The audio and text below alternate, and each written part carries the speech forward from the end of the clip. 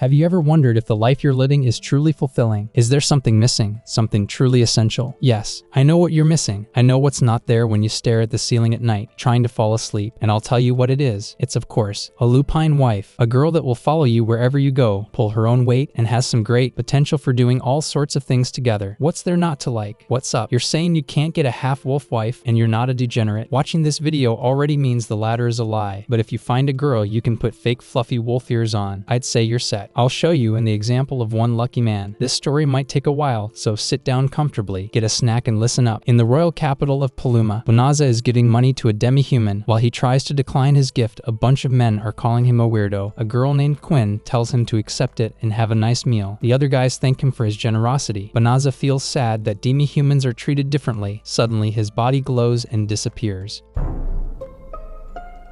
He's summoned as a hero in another world and wonders what's happening. A priest tells him he was summoned to defeat the Dark Army. They bring a magical orb to measure his power. In exchange to being a level 1, he receives divine blessings, which gives him a stats window. Suddenly, they realize Banaza didn't receive his divine skill. On the other side, someone possessed a legendary power. Everyone comes to him, and Banaza is ignored. The blondie smugs, knowing Banaza is no match for him. The king meets the blondie and names him their hero, while Banaza is by himself, wondering about the new world he's in and how to get back. He's shoved into a carriage where he remembers the king's advisor saying he cannot go back to his world and he has to live in the forest for the rest of his life in secret. He asks the driver if he's a slave like in his world. He laughs and says, "No, I am just a waggy and a keggy just like you watching. Now put the fries in the bag, lil bro." Then the driver closes his window after yapping so much. After 20 days they reach the forest. The driver hands him an infinite bag that has food and money. He warns Banaza the Dark Army is maybe lurking in the area and to get out fast. Banaza checks his bag and pulls out a sword. Suddenly, slimes attack him and he slices them all, then boom, the sword is broken. He really got a sword from Temu. He levels up to level 2. They did the thing, it's in the anime title, haha laugh now lemao. He realizes all of his stats are infinite. That really looks like a cheat skill. Okay, let's move on. He now has the ability to enable his text-to-speech waifu to make him feel less like a loser and more like a weave, so the same thing. Windows open up all around him, just like pop-up ads for free V-Bucks. Turns out the bag had an air tag for monsters to attack him. He then disables it. He goes into the forest to find a safe place before the storm ring closes in Limao. The voice in his head tells him he can't get in because it's dangerous. Asking him if he wants to purify the forest, he said yes. A huge magic circle appears and purifies the whole area, and he levels up like a lot, which surprises him. The princess tells the king it's cruel to banish Banaza to his death for their mistake at the forest where the Dark Army is rumored to have a base there. Magician comes in and says the highest purification magic was just used. The king thinks it's the blondie, but it's actually in the forest. Banaza is now level 367. He's surprised and doesn't know the infinity sign. What a dummy. He wonders about his magic level and it's already restored. The window tells him he can shapeshift, so he turns himself to a woman and holy moly. She purify on my forest till I level up, and he's back again with a different face. What a shame. He teleports to the royal capital. Then he tries to teleport back to his own world and it doesn't work. He searches for the Adventurers Guild, then teleports to it. An elf is explaining how the guild works to him. He then registers under a new name, Fleo. He's looking for quests. He then sees a little girl asking adventurers to go with her to the forest, and they refuse because of the Dark Army. Fleo feels bad and says he can take her there with teleportation magic, which surprises everyone. A royal knight named Balarosa tells him to get away from the little girl because she doesn't believe he can teleport and thinks he's trying to kidnap her. Fleo tries to clear his name and invites the party to come with him. They end up in an alleyway and Balarosa warns him she's gonna beat him up if he's tricking her. He then teleports all of them. Everyone in the party is shocked and Balarosa apologizes for being rude. The little girl is surprised the corruption in the forest is now gone. Fleo was about to say why, but the window stops him because she's a demon and the parties point their weapons at her. The little girl reveals her true self to be a giant furry. Fenris, the younger sister of the Infernal Four. She weakens the whole party except Fleo, which impresses the furry. She goes to attack Balarosa and Fleo saves her. Then he teleports the party back to the capital and faces Fenris alone, trying every skill he has. Fenris comes to attack him. He dodges it and blocks another with a wall. He then casts a gravitational skill that pins her down, unable to move. The window suggests to cast a subjugation skill multiple times, and he refuses. Fenris tries to escape, but all of her magic is negated until she ran out of magic and surrendered. Having shame, Fenris asks Fleo to kill her, and he refuses. Fleo stops the spell, and Fenris is surprised because she's a demon and Fleo is a human. Fleo says he doesn't discriminate and doesn't want to kill someone who surrendered, which is based. Fenris calls him naive and changes into a human, and Fleo is embarrassed embarrassed cause she's naked. He covers her and says he will let her go if she doesn't attack humans anymore. Fleo looks in his bag for clothes and Fenris collapses from exhaustion. After some time, Fleo checks on his stats, not knowing how powerful he is. Fenris wakes up and is amazed how powerful Fleo is even though he's a human. She asks him if he used healing magic on her and he says yes. Fenris swears to never fight humans again and wants to be his slave and calls him master. He feels uncomfortable and says he doesn't want to own people. She says if she can't be with him, she's gonna game end herself, which forces him to have her as a companion. Fleo then tells Fenris his story and shows her his actual face, and he has to look different for his safety from the kingdom, telling her following him is going to be dangerous. But she doesn't mind cause her people always follow their master wherever they go for the rest of their life. The king is asking the blondie about his failure in battle, and the blondie blames the soldier for his mistakes as a leader skill issue. He says the king should be grateful he tries his best, but it turns out he was an absolute coward who stayed in the backline, and he was the first to run away from battle. The blondie is pissed he couldn't improve his skills after training for a month. Then his servant meets him, and he takes her to enjoy themselves with the kingdom's money, basically your average politician. Fleo and Fenris are in the city going to the Adventurers Guild to earn some money. A shopkeeper calls Fenris Mrs. She doesn't know what it means. Fleo says he thinks they're married, and it's a good idea to pretend to avoid suspicion. She really likes the idea and calls him darling, which embarrasses him. Fenris is amazed at the necklace they use for information. Fleo says he has one too, and she's happy they have a matching item, similar to what her people do by sharing a bone. The elf asks Fenris about her name, and she was about to reveal it until Fleo cuts her off and says her name is RIZZ. Fleo tells her to live as a human, to not reveal her true identity. Suddenly, an urgent quest asking the adventurers to defeat a large group psycho bears who are heading towards the city. The reward for each bear is multiplied by 10. Fleo thinks it's too dangerous to take it, while RIZZ tells him he can defeat him instantly. He refuses. Then RIZZ says she's gonna do it herself to prove how strong Fleo is because he defeated her. They teleport to the location and see the vacant house the guild rented to them. RIZZ tells him she can handle psycho bears easily alone, but Fleo can't do that. RIZZ is happy he's with her. They hear a scream nearby and see the party of Balarosa again surrounded by psycho bears. RIZZ calls them weaklings. One of them tries to attack, but she's knocked out. The bear attacks her, but she's saved by Fleo. Then another attacks the witch and RIZZ stomps on it. Balarosa thanks them for saving their life. Balarosa is glad he survived fighting the monster and RIZZ is pissed. Fleo introduces her as his companion and RIZZ is sad he didn't say she's his wife. Out of nowhere, a huge bear behind RIZZ is about to attack and RIZZ gives it a killer stare. The bear falls to the ground and surrenders. RIZZ says to take it as a pet and the party is shocked. Fleo casts a restriction spell and changes its shape to a rabbit so they can take it with them. The party is speechless that they could tame such a huge bear. The party introduces themselves: Balarosa, Blossom, Bilary, and Bolano. Balarosa asks Fleo if he can teach them how to fight since the blondie coward locked himself in his room. Like you watching this right now, go touch some grass. Because no one is strong enough to defeat the Dark Army. Fleo thinks he can't teach anyone. RIZZ thinks they're trying to get close to Fleo. He immediately introduces RIZZ as his wife and the party is shocked. RIZZ suddenly agrees with the idea of training the party. She really liked him calling her his wife. Fleo thinks about and agrees to train them. The party is super happy to start training and they're embarrassed to ask Fleo to stay in a room. RIZZ agrees since she can share a bed with Fleo. Meanwhile, at the Dark Castle, Eulaminas tells the Demon Lord it wasn't a team of mages, but one person who purified the whole forest. The Demon Lord is surprised and orders Eulaminas to capture them. The next day, Fleo wakes up surprised of RIZZ staring at him. Flashback to last night, RIZZ invites Fleo to bed. He says he can't do this and she thinks he hates her. Fleo says they have to take their time in the relationship and RIZZ is disappointed. He fumbled the bag. He says he's going to sleep in the hallway. RIZZ says that's gonna make the party suspect the relationship and that's why they sleep in the same room. RIZZ lifts up his shirt to change. Balarosa walks in and immediately leaves. Balarosa is facing a giant boar. It launches at her and she runs away. Blossom tries to attack and misses. RIZZ tells Bolano to use her defensive magic. Fleo tells Bilary to attack, which does nothing.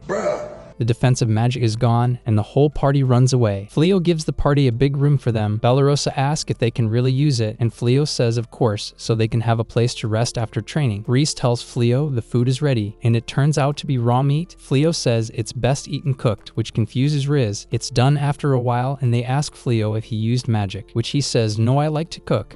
Someone cooked here. RIZZ is pissed cause Bellirosa helped him and everyone likes the food. RIZZ can't believe they like vegetables since it's for weak animals. RIZZ tries salad, the meat, and she's surprised at its complex flavor. Fleo says Bellirosa cooked the meat and RIZZ is jealous. She thanked her and promised to cook next time as a thanks. At the Adventurers Guild, everyone is surprised they can hunt so many boars. RIZZ asks Fleo if she can go around the town. Fleo agrees, and someone named Leolith asks to have a talk with Fleo. RIZZ plans to learn how to cook. Leolith talks about how famous he is and invites him to work under the hero as an honorary knight. Fleo thinks about it. Leolith tells him it's a once-in-a-lifetime chance. Fleo refuses since he doesn't want to fight the demons. RIZZ meets Fleo in a messy state.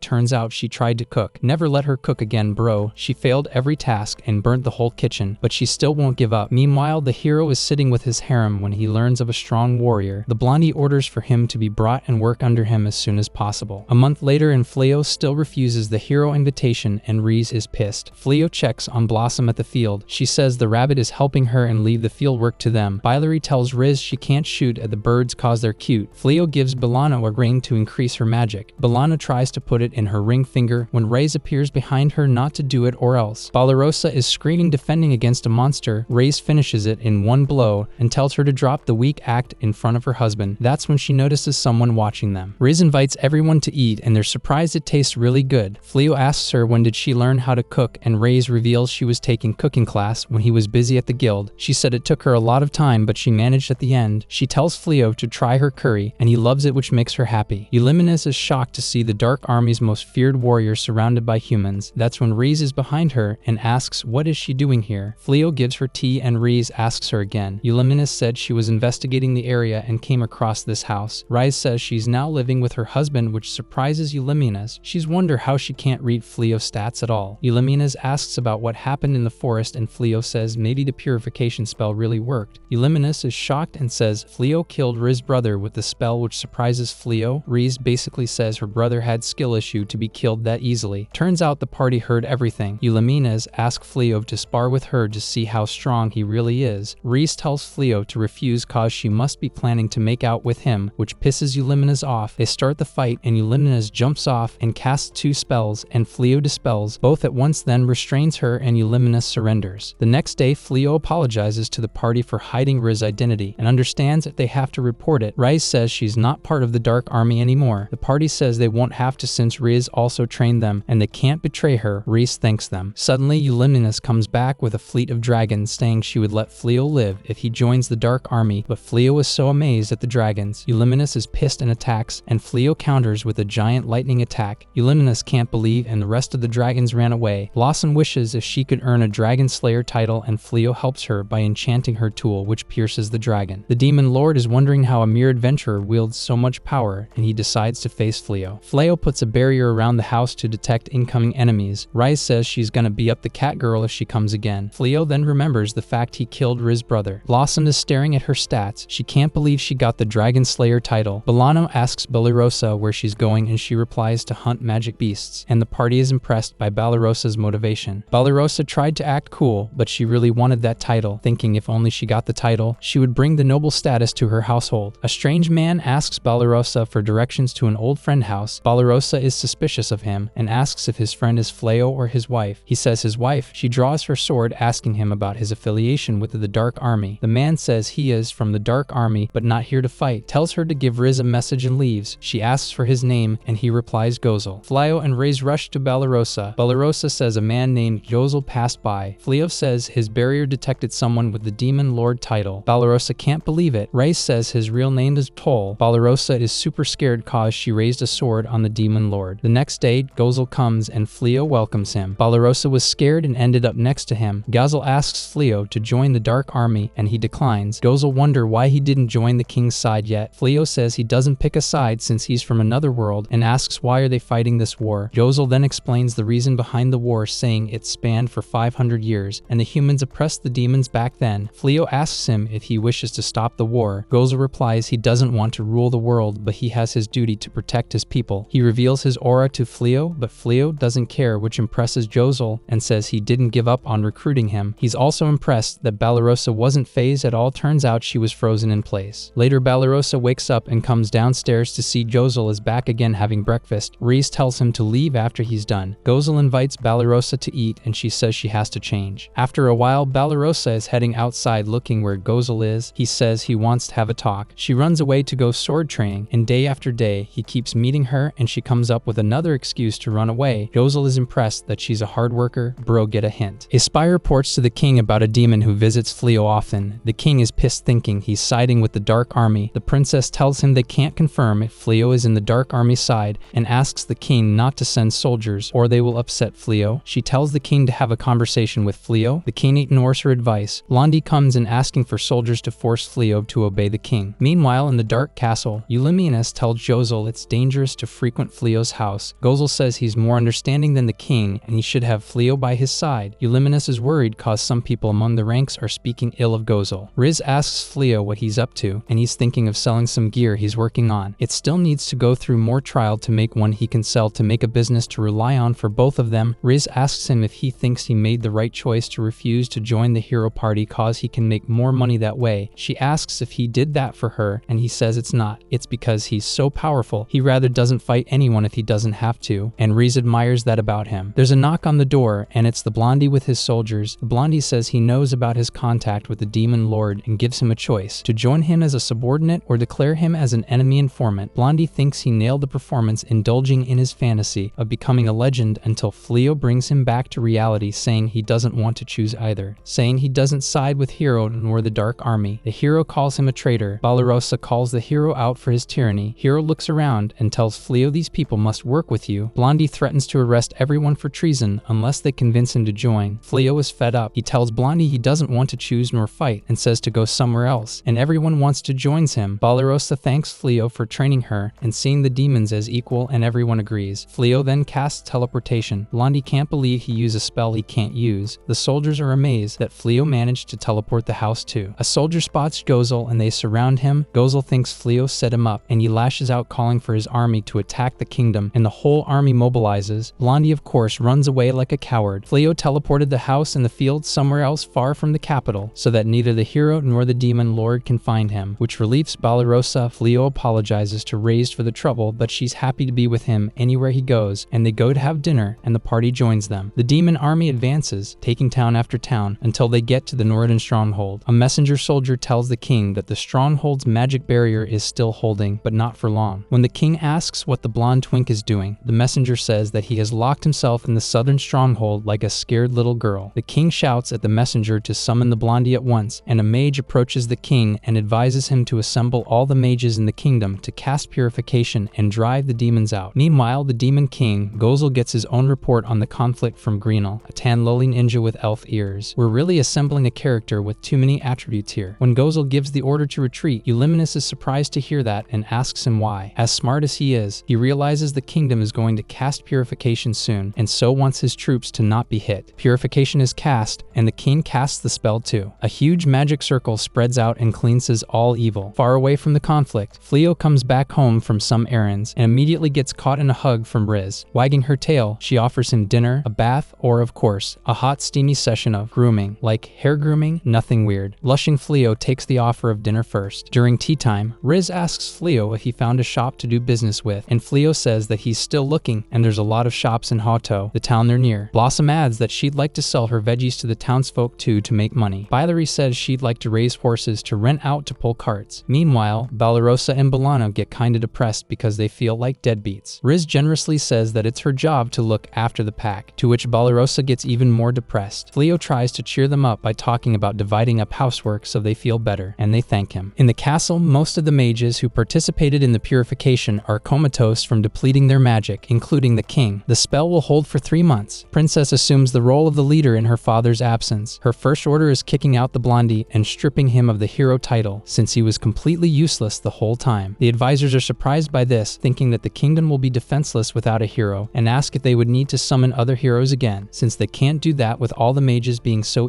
sleepy, she instead wants to bring in the Oracle. The Blondie has a total crash out over being fired, but nobody really cares anymore. At night, Fleo asks RIZZ if she's asleep, sleep, and she says no. When he thanks her for all she's done, she says she'd do anything for him, but before he continues, she falls asleep. He smiles at her sleeping face, thinking of how she's made him feel at peace. In the morning, the group proposes that Fleo and RIZZ go on a date while the rest of them work around the house. RIZZ is really excited about it and takes the opportunity immediately. They walk around town, enjoying themselves and eating nice food. Fleo wants to get a present for RIZZ, and she's extremely happy about it because it's the first time someone does that for her. In a jewelry stall, he spots a perfect brooch for RIZZ and buys it immediately, saying how beautiful she looks with it. After they get back from the date, RIZZ is totally out of it, looking at the brooch all the time, which concerns the rest of the gang, but mostly they're kind of jealous. I know, right? In the night, Fleo wakes up from the sensation of something really soft around his arm and finds out that RIZZ is sleeping right next to him. She bumbles in her sleep, but he can't sleep at all. I wonder why. The next day, the ex-hero breaks into the royal treasury in search of artifacts that can help him get the victory royale. The girl with him, Suya, is still willing to hang around while he's motivated enough to keep on fighting. He thinks back on Fleo and gets ultra salty, then hears a voice that tells him to set them free if he desires power. Guided by the voice, he finds a secret room in the treasury with a sword stuck in a stone pedestal. Suya says she doesn't hear the voice he's hearing, but of course the idiot draws the sword out, saying that he will use anything for his own ends. Both the blondie and Suya get blown away by a sudden gust of wind from the pedestal. Then a person appears there. She introduces herself as Haya, a djinn who commands the origin of light and darkness. Ex-hero stands up, not wanting to look like a wimp in front of his only fan, and introduces himself. Haya grants him 3 wishes for freeing her. The princess explains her plea to Oracle Ashura, who just arrived. As they're talking, suddenly dark collars appear on all of them. No, they did not become Discord kittens. It's the effect of Haya's magic. Princess realizes what happened and sends soldiers to the treasury to apprehend Blondie. The Oracle Lady explains that a certain djinn places these collars to remove people's heads in exchange for granting wishes. Princess adds that a long time ago, the king of Clyrode asked a djinn to defeat the Dark One, but the djinn took half the lives on the continent to do that. Then the djinn was sealed and kept away until now. Princess asks Ashura for help, and the Oracle tells her to look for the true hero, Fleo, and that they can find him to the west. So the princess goes to look for him herself. At the same time, Fleo is negotiating with a weapon shop owner to sell him the dragon scale shields he made. When the shop owner asks if Fleo also brought the dragon meat to the butcher some time ago, Fleo just says he got those things from a top secret source. As they strike a deal, Fleo further rizzes the shop owner up to share some of the connections he has, and the owner agrees easily. RIZZ and Balarosa watch from the outside, marveling at how smooth he was with it. When Balarosa tries to say she's jealous of RIZZ having such an OP husband, RIZZ goes into Yandir mode immediately, but then decides to troll by saying she already has a fine man in her life, which is Jozel. As Balarosa finally realizes Jozel is into her, she's horrified and traumatized. Fleo goes out of the shop and thanks Balarosa for recommending the shop from her previous work. They leave the shop, chatting merrily about Fleo's W RIZZ. RIZZ gets a little sad that with this work, they'll have less time to spend together and asks if they can go to do errands together sometimes, and Fleo agrees. Then, the voice interface interrupts the moment by saying a djinn is approaching. Then Haya appears behind them and asks if he's Fleo. A flashback to the blondie confirms that his first wish was to murk Fleo for the humiliation he's endured. What a sore loser. Haya smiles and says that the wish will be granted now, and goes in for an attack. Fleo does not really care because his auto-defense magic activates, but on instinct, RIZZ jumps forward to protect Fleo. RIZZ gets slashed across the chest, almost becoming 2 halves of RIZZ. A blood fountain gushes out as the brooch falls to the floor, also cut in half. She looks behind to see if Fleo is safe and tells him to run. Balarosa screams, running towards Fleo, who ends up catching RIZZ as she falls. Haya dismissively says she missed, to which Balarosa holds herself back from going full low-tier god on her. Haya then sets off a multitude of explosions that get completely deflected by Fleo's auto-defense. He tries to cast heal on RIZZ, but it doesn't work. As RIZZ is no longer moving, Haya moves on from common spells reflected by Fleo to Origin of Light. As he completely negates that attack too, the interface says that he acquired the Origin of Light and Darkness magic. Fleo, his voice and behavior completely changed to cold anger, stands up, saying she will pay for this. Flea reflects on all the time he spent with RIZZ so far, feeling like protecting her was his role in this new world. Even though he proposed a fake marriage at the start, it seems that he did catch feelings. As he stands up, the voice interface says that the target person's time is being rewinded, then RIZZ's wound disappears. Haya wonders what the hell is going on, and immediately gets decked in the face by an emotionless Fleo. As she tries to flex on him verbally, he steps on her stomach with great force and tells her to shut the hell up. She tries to use her magic again, but of course that doesn't work, and when she peeps his stats, she finds out they're infinite and realizes it's over. RIZZ wakes up as Fleo continues beating the hell out of Haya. When RIZZ notices how fierce he is, she creams her panties a little, but then remembers that this is not how he should should be. As Haya surrenders, he doesn't stop suffocating her because he's still angry she killed RIZZ, but then RIZZ jumps on him and tries to stop him. As he finally lets Haya go, they both cry in each other's arms, happy that they're both okay. A bit away from town, the princess arrives via teleportation with a small squad. As she apologizes for putting strain on the mages who cast the spell, the dark collars on all their necks disappear, and she realizes the djinn failed to grant the wish. At the same time, the soldiers at the palace are getting ready to break into the treasury and arrest the blondie and Suya for causing all this. Suddenly, a dark fog comes up from the pedestal the sword was in and envelops Suya, as an evil-sounding voice says she's a perfect sacrifice. Suya falls to the ground, but when she immediately gets back up, she's no longer herself. She changes her clothing to be even more horny and gets a big hat, which is a plus. She introduces herself as Dalmalinas, the Grand Magus of Midnight, and says freeing the djinn also helped her be free. As she says she'll give the blonde twink the power he desires, she transforms him into a huge furry, jumps on him, and escapes the treasury. Back to Fleo, he heals Haya and she immediately shouts that it was just a prank bro. As Fleo and Balarosa wonder what to do with the djinn, he says he got more OP magic and can read minds now. RIZZ knows what's up though and proposes Haya to be part of the harem, be Fleo's servant. She's really salty Haya got her, but won't let that stop her from adding to Fleo's party. Fleo complies, on the condition that she doesn't take lives anymore. As she remembers his emotionless face, she gets kinda wet, and RIZZ picks up on her freakiness immediately and stops it. Fleo sees the destruction in town and is about to use time manipulation again to fix it, but Haya warns him against it because it will have bad consequences if he uses it again. Blah blah blah complicated stuff. She also finally tells him what the infinite symbol means and that he is a supreme being capable of learning any magic thrown against him with a type of magic called epiphany. He's kind of chill about it and just uses repair to fix up the town. The rest of the party is rather concerned when Fleo brings a Dan djinn home like a stray cat. Why does this keep on happening to him? In the evening, as Fleo thinks back on the day, he and Balarosa have a conversation where they bond over not knowing what to do, Fleo with his powers, Bali with how to proceed. At the end, she thanks him for giving her a new perspective on life. Later on, as RIZZ and Fleo get ready for bed, RIZZ seems really down, and when he asks her what happened, she asks him if he's going to find a way back to his world now that he knows he's a supreme being. She wants to be with him, no matter where he goes, but then Fleo says he's going to stay here, and finally proposes to RIZZ for real. Oh my god!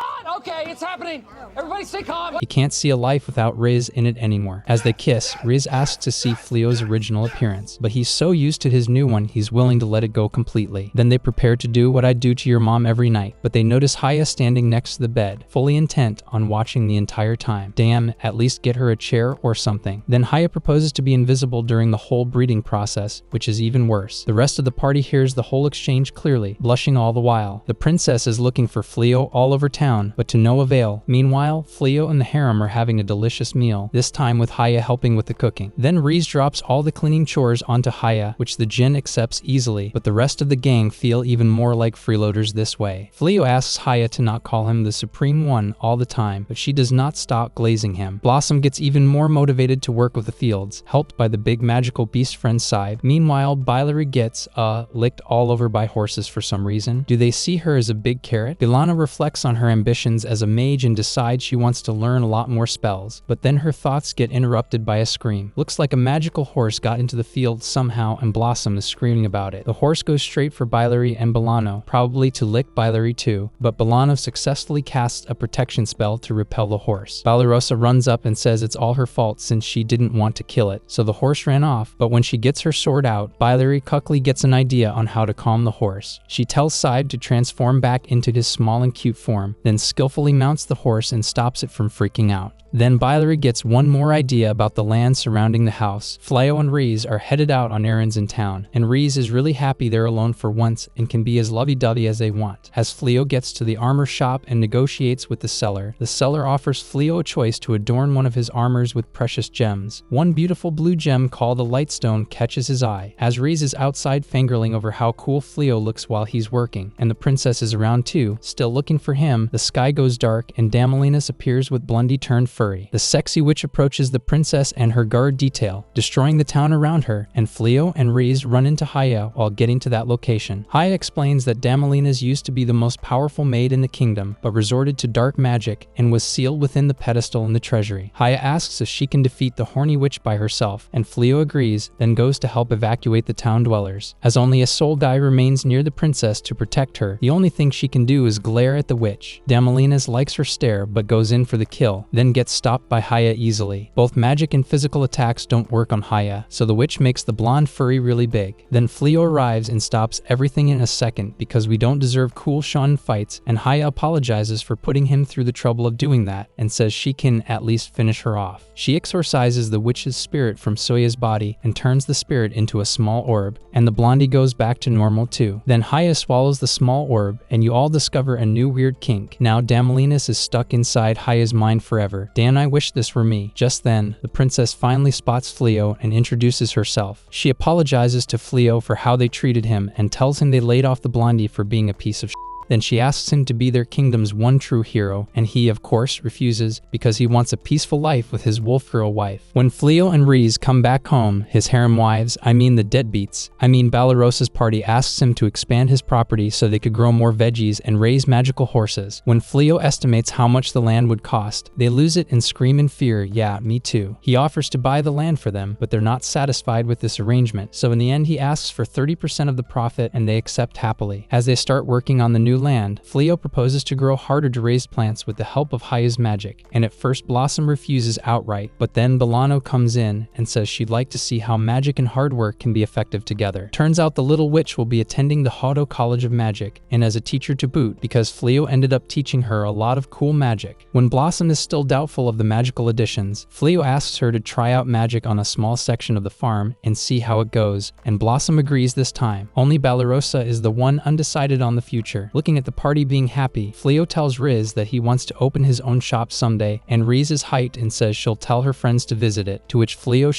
his pants a bit because they're demons. Just then, Fleo pulls something out of his pocket, and it turns out to be a ring with the light stone he saw earlier embedded in it. RIZZ hugs Fleo tightly, her tail wagging happily. Meanwhile, Blondie and Suya are stuck behind bars in Salty all over again. We find ourselves in a strange cathedral, with Ballerossa in a black wedding dress, as confused as we are. Gozel appears in a regal outfit and comments on how beautiful Ballerossa looks, which causes her to freak out. She freaks out even more when he calls her his wife, and Eulimenes says that as a wedding present to them, the Dark Army will conquer the world. As Gozel comes in for a kiss, Ballerossa wakes up from this nightmare, her confused screaming bothering everyone else in the room. Later that day, as she finishes baking cupcakes, she lets out a sigh, and RIZZ asks why she seems a bit off. When Ballerossa says that she's been having nightmares, RIZZ calmly asks if it's because she's lovesick, because in Lupine beliefs, unrequited crushes come to your dreams and turn them to nightmares, and that's why your sleep paralysis demon is your crush. Hearing the conversation, the rest of the party arrive, presuming the Dark One is her crush because he also likes her, but she's in total denial about that. When Blossom suggests that they could become friends and break down walls between humans and demons like RIZZ and Fleo, RIZZ says her and Fleo are not friends, but they're madly in love. When Haya asks what part of Fleo RIZZ was attracted to, she replies that he's a total softie, and that makes her want to be soft with him. Are they both bottoms? Is Haya topping? We'll never know because Fleo walks in on the conversation, then a demon breaches the magic barrier Fleo put over the city. It doesn't seem to be a threat yet though. Oh wait, it's just the tan loli from earlier spying on the town. The princess is in the castle talking to an advisor about the gold Fleo gave them earlier instead of joining. Turns out the gold coins were from the bottomless bag they gave Banaza at the start. As they figure out Banaza and Fleo are the same guy, Princess wants to apologize to him properly for everything they did to him. Then a soldier runs in and says that the Blondie and Suya escaped the prison once again. Do they put the EBS guards in there or something? Princess orders to put them on a wanted list. As those two are on the run, Blondie tells Suya that after completing the job of the hero, he'd be granted enough reward money for a lifetime, so he stole a bottomless bag from the treasury as a partial reward. When he looks inside it, all he finds is a bottomless water pouch and a treasure chest, and when he opens the chest, he finds a drill dozer shovel. It's a really good shovel, as it allows them to dig a really deep hole and escape from the approaching soldiers. The problem is, now they're stuck in the hole. Meanwhile, at the demon castle, Vol and Eulimenes talk about not being able to locate Fleo and the party yet. Eulimenes suggests they might have fled to a different country, but the Dark One denies it because teleportation cannot take you where you haven't been before. The cat girl then says they should prioritize advancing troops over finding Fleo, because with enough of them, they can fill the land with Melicium and purification won't work anymore. However, the Dark One understands how OP Fleo is, and if he uses purification again, it'll be game over for them. When Eulimenes worries about the possibility of rebellion against Joel, she gets a little pat on the head for being a warrior. You love to see it. Gaul says that their victory over humans will have no meaning meaning with great sacrifices. A succubus mommy listens in from the shadows, then goes to report all that to Ugard, another demon who seems to be Gaul's brother. As Ugard's passionate speech and stomps cause ground to shake, the succubus lady falls to the ground and moans loudly, definitely enjoying it. In the end, the big guy plans an uprising to become the real Dark One. Back home, RIZZ and Fleo picked up some rare foods on the market and are planning to get lunch together. As they talk about eating some seafood, they see a store they used to go to closing down. When they ask the owner, Holdy, for the reason for this, she says that because of the war, the area of her suppliers was destroyed. As they walk away, down because of it, they see another store being opened, and Fleo comments on people's resilience, and the mood gets brighter. Then Balarosa runs up to them, wanting to treat them to lunch. RIZZ is kind of sad because she wanted to be alone with Fleo, but can't refuse Balarosa, who's really happy from getting a raise in her adventurer rank. She worked hard trying to shake off her thoughts about Gozel. Suddenly, Haya appears, saying someone powerful is approaching, and who do we see but the man, the legend himself, Gozel. They sit down to have lunch together, and he tries to talk to Balarosa, who just raises her fork and knife in horror. Then he talks about being a fan of human cuisine, since there's not much of that on the demon side. He used to come to human towns before he became a Dark One under the guise of tracking enemy movements, but actually just to eat. As Fleo silently casts the spell so others in the restaurant wouldn't hear their conversation, Gozel asks if Balarosa can cook, and RIZZ glazes Bali's skills at making sweets. The mood gets serious when Balarosa asks Gozel if he's willing to continue this war and destruction despite being interested in human culture and cuisine. Gozel says yes, because even if their mere existence is seen by humans as pestilence, they don't deserve to be persecuted for it. When Fleo asks what he means by that, Haya says that there's something called malicium within demons' bodies, and most demons cannot control it leaking out. An abundance of malicium is harmful to humans. When Fleo realizes this is an even deeper issue than he realized, Gozel also mentions demons' natural hot-bloodedness further causing trouble. Then he leaves so as not to make them any more uncomfortable. As they walk back home, Fleo ponders on how the wall between demons and humans here is much more real than he realized and hugs RIZZ tightly. They stand there for a while, sharing a tender moment. Meanwhile, Blondie and Suya are almost out of the pit, but the ex-hero gets distracted by Suya's absolute dump truck. I'm talking the whole bakery, and falls all the way back down. To be honest, I get it. The episode begins with the party eating delicious Holmberg steaks, and when complimented on how good the meal is, RIZZ says it's all due to Ms. Mileno, the cooking instructor she met way earlier. Since she's in town now, RIZZ visited her to thank her for the classes and say that good cooking helped her win over Fleo's heart. Ms. Mileno teaches her a dish that kids would like. Since RIZZ has a family now, they all blush at the suggestion of having children, but then a visitor arrives. That visitor happens to be First Princess Elizabeth, and let me just say congratulations on her finally getting a name. Anyway, Princess reveals that the purpose of her visit is to apologize to Fleo, or rather, to hero candidate Banaza. Everybody's rather nervous to have her in the house, but she's polite and nice, only asking to talk to Fleo one-on-one. RIZZ, however, refuses to leave his side, and he asks the princess to include her in the conversation too. She blushes cutely, but then locks in. After everybody except Fleo and RIZZ leaves, the princess kneels and bows, asking for forgiveness for all they did to Banaza at the start, in particular, sending him off to a death forest and putting curses on his bottomless bag. Fleo figures this isn't the only reason Elizabeth would go over there, and she confirms it by showing him a map of the forces stationed at key points in the kingdom for when the fighting starts again. After that, she says that the kingdom mages cannot cast purification again at the moment and requests Fleo's help with protecting locations left unguarded. RIZZ objects, not wanting Fleo to be part of the war. Then the princess says that when the king awakens, he will surely send the army after Fleo for his connection with demons, and that she's trying to make the king abdicate the throne so she could succeed it and not let that happen. For that, she needs to gather authority. RIZZ understands it as the princess wanting to use Fleo to do that, but actually she just wants him to stay out of the way of the main fighting. Ex-hero and Suya are still on the run and their resources are scarce, but the blondie for once does something that's not pathetic and shares some food when Suya's stomach growls. He's surprised she's still around, but when she says it would be easier to escape without her, but he still keeps her around, he blushes. As she glazes him by calling him dashing, a spider approaches them and immobilizes them both. Looks like they can't catch a break since they've been captured by the succubus chick. At night, Fleo and RIZZ cozy up in one bed, talking about what the princess suggested. Fleo, though he dislikes fighting, wants to protect those who need it most. When Fleo and RIZZ have a child, he wants them to grow up in peaceful coexistence with demons. That's why he feels he has to create this peace with his own hands. RIZZ agrees with helping him with this goal. A demon army squad comes in to attack a town, but gets stopped by a mysterious masked adventurer and a lupine demon. We finally see Fenrir's furry form again. Since Fleo is doing this for no reward, RIZZ gets some ideas in her head about him wanting to marry the princess, but he denies it immediately. It's a harem in my head. Fleo tells the demons to beat it since they can't get through his barrier anyway, but a big guy appears, ready to rock. RIZZ explains that this is a Cyclops, and these boys serve UAGard. As the Cyclops starts to trash talk Lupines, RIZZ teaches him not to mess with furries with a combination of physical attacks, magic, and impaling his arms and legs with trees. I hope not all furries have these powers. The match is clearly over, but the Cyclops decides to tell the other demons to attack RIZZ, which causes Fleo to step in and bind all of them in place. He heals the Cyclops and politely asks the demons to beat it or he'll fold them. As the demons finally leave, RIZZ gets excited because training Fleo to do a cool intimidating pose paid off. Then she says that maybe they should have tortured the demons so they wouldn't come back, but Fleo doesn't want to worsen relations between races further. When the scared villagers come out of the bushes to thank the masked Fleo, he just introduces RIZZ as his partner and tells them that the princess sent him. Back at the castle, the princess gets the news that a masked adventurer has been dragging demons away all over the place and told everyone that Princess is the one deserving of thanks. Elizabeth tears up, happy that Fleo accepted her request. Gozel observes what's going on, angry with UAGard launching all these attacks without orders, but then gets the news that UAGard has occupied the throne room of the demon castle. Back there, he and the succubus Fufun are preparing for a ritual where they sacrifice Blondie and Suya to an evil god to get enough power to defeat Gaul. In the next episode, the first thing we see is Gozel and Eulimenes in Fleo and Ray's house, drinking tea with the two of them. When Fleo asks why they're here, Gozel asks them if they can let him and Eulimenes stay here for a while. When the surprise couple asks what happened, Gozel explains. In the throne room, Eulimenes asks the Infernal Four if they're really just gonna sit there and do nothing, and they conform as such, saying that they haven't been happy with Gaul's rule lately. The bird-looking Huji and Muji deflect. Centaur-looking dude Sleep wants Gaul to use brute force to restore his reputation and calm the demons down, and the Snake Lady is just bending the rules to allow this. When they all enter the throne room, Fufun welcomes them in like it's theirs already, and starts to lay down some rules of non-interference during Gaul and UAGard's eventual duel. Eulimenes objects and attacks UAGard, intending to imprison him for treason, but she gets blown away by his punch. Gaul and Greenel arrive, and the lowly carries wounded Eulimenes out. When UAGard challenges Gaul to a duel, he doesn't want to do it, but when he hears that it's endorsed by the Infernal Four, he asks what he did wrong. They have the receipts on him that he visits a human town frequently, did not lead the army to victory as they almost won, and did not resume the army's advance yet. When he asks the Infernal Four if they agree with UAGard's decision to send squads to attack human towns, all they can do is stay silent. Gaul's demon ring, the symbol of his status as the Dark One, lights up, swelling with power. UAGard thinks he's about to be in a cool shonen fight, but then Gaul just throws the ring to UAGard saying, "Here bro, take it." He says that if everyone thinks he did a bad job, there's no reason to keep on doing it, but at least he kicks UAGard through several walls for wounding Eulimenes and apologizes to the Infernal Four before going away, shocking everyone. Meanwhile, Blondie and Suya desperately try to run. That's how Gozel ends his explanation. The two of them have no funds to speak of and nowhere else to go. Fleo is of course fine with letting them stay, but just as he says he needs to ask the others, Balarosa comes in, happy from a hunt gone well. That quickly changes as she hears Gozel's plea. When Balarosa's party assembles and Haya arrives, Gozel explains properly that he's no longer the Dark One and swears he will not harm humans, as he and Eulimenes squabble about the fact that they're broke because he gave all the money to the intelligence corps that left at the same time with him. He mentions that he knew that Fleo was the masked adventurer and says that like him, maybe he can do good things even without his throne. Everyone seems to be more or less fine with it, except of course Balarosa. She flips out, but RIZZ giving her the puppy eyes and saying she'd like to help her former boss causes Bali to very reluctantly agree. Gozel tries to help with farming and keeping horses, but to no avail. Then he finds out that Fleo is making weapons and armor and marvels at how good he is at this. Eulimenes watches him, wondering why he's enjoying himself so much more now. In the evening, they make dinner outside on an open fire, and everyone's enjoying themselves, except Balarosa, who's sitting apart from everybody. And at night, she's the only one from her party who can't sleep, so she goes on the balcony to unwind a bit. Fleo and RIZZ approach with herbal tea and cookies, ready to talk about their decision more. Fleo likes the life they have, but sometimes things just don't work out perfectly. Balarosa agrees sorrowfully, saying that she'd like to stay, but it seems that she's useless and can't let go of her internal distrust and hostility towards demons, even if demons and humans are mutual aggressors. Memories of many fallen and wounded knights come to mind, and Balarosa can't hold her feelings back anymore, saying that despite Gozel no longer being the Dark One, she doesn't know if she can live and laugh under the same roof as him. Then Fleo chimes in, saying that what she's feeling is natural. There's no easy way to get through the prejudices brought by so much suffering, and it doesn't mean that she needs to throw those hard feelings away. The most important thing is to live with mutual respect, not necessarily to make friends. RIZZ asks why Balarosa can accept herself and not Gozel since they were both in the demon army, but Balarosa can't see see RIZZ as an enemy anymore after all this time. Then RIZZ says Barbarossa is not useless, showing her the cookies that she teached RIZZ how to make. As Fleo says the cookies are actually okay, and the mood lightens up. The next day, Barbarossa stands before Gozel and Eulimenes, saying that if they harm humans in any way, she will make them regret it. Gozel understands this as her accepting them, and Eulimenes asks what this scaredy cat knight can do against them. Bali roasts back, saying Fleo managed to beat her twice, and that she's not perfect either. Gozel laughs at that, and holds out his hand for a handshake, and Barbarossa says she will only take it when she knows they're worthy of her trust. Gozel smiles as she and Side go out for a hunt. Meanwhile, Blondie and Soya somehow escaped again, with some jewels Blondie stole from Demon's treasury. It's kind of starting to be impressive. Milicium around them swells as they plan to get out of the country. Back in the Demon Castle throne room, Ugard is mouthing and seething over humans actually resisting demon attacks under his command. He decides to brute force it with a large army, but is too stupid to think about it, so forces Fufun to think up a plan. The Infernal Four roast Ugard as soon as he's out of the room, and they don't know how to proceed with morale dropping low, but Fufun thought of this and tries to gather everybody for a hangout to bolster morale. Back in town, RIZZ wins a lottery prize, and that happens to be a hot spring resort voucher. As she's preparing for a trip with just the two of them, the lady giving out the ticket says the voucher is for a group trip. RIZZ is immediately in denial and wants another prize, but Fleo convinces her otherwise, and so they set out with the whole party. As they walk around town, RIZZ is bummed out, but immediately perks up when she hears Bolano saying that one of the 7 hot springs here is good for fertility. Imagining herself and Fleo with a child, she drags Fleo closer and closer to the springs, grinning. They arrive at Kinostaki Hot Springs and go to change into the yukata that the staff provide them with, but RIZZ sneaks off to speak with one of the staff to ask where the fertility hot spring is. The lady gives her a map and directs her to the Yanaji bath, wishing her luck. Meanwhile, as Blossom and the others go towards the changing rooms, she accidentally bumps into Ugard in human form. Fufun stops Ugard from blowing up over this like a man-child, and says that they should not make conflict while they're here so everyone can relax. As the Infernal Four are talking about how they want to relax on the trip, Fufun reminds them to keep on their Milicium suppressing necklaces. RIZZ, Gozel, and Eulimenes watch from afar, astonished. RIZZ threatens consequences if they mess this trip up for her, and tells them to avoid meeting with the demon party. The party looks through their rooms. Gozel has a separate room, and Fleo and RIZZ have their own room too. Bilana wants to try a shooting game they have around here, and Bilary is for once up to something shady. Place your bets on what it is. As RIZZ pushes Fleo to go to the Yanaji bath as soon as possible, Haya wants to join them, but immediately gets shut down by RIZZ, saying today's the day the two of them make a baby. Haya goes into her mental scape to check up on Damalina's and to do a training drill with her, the training being sweet love-making since she can't spy on RIZZ and Fleo. As Damalina's protests while being tied to a mattress, saying they're both women, Haya retorts that she's a powerful djinn who surpasses the concept of gender. As Haya pulls her robe up, Damalina's boots her out of her own mental scape and begins to think on how to get consent before doing that. RIZZ already got big and horny plans after the bath. Turns out the baths are divided by gender, and as they talk through the bamboo wall, Fleo mentions that they haven't been on a real honeymoon with just the two of them yet, and proposes to plan one. Eventually, RIZZ says that talking to Fleo through the wall like that makes it more exciting, and this makes Fleo blush, him getting out of the bath almost immediately. Meanwhile, if you bet on Bilary going to a museum of grown-up delights, you'd be right on. What does that mean, you ask? You'll get it when you're older. Haya calls out to her, which scares Bilary to bits, but the djinn is here to get some kinky new ideas for copulating,